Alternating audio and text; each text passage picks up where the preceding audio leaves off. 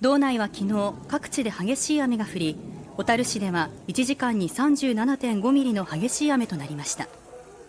このうち小樽市宿津の道有形文化財小樽市西隠御殿では、正面玄関に通じる道路で土砂崩れが発生し、昨日から休館しています。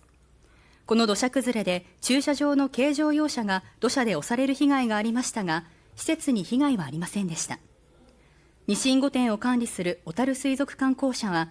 安全確認ができるまで当面の間休館とし、再開の日程が決まり次第ホームページや SNS で告知するとしています。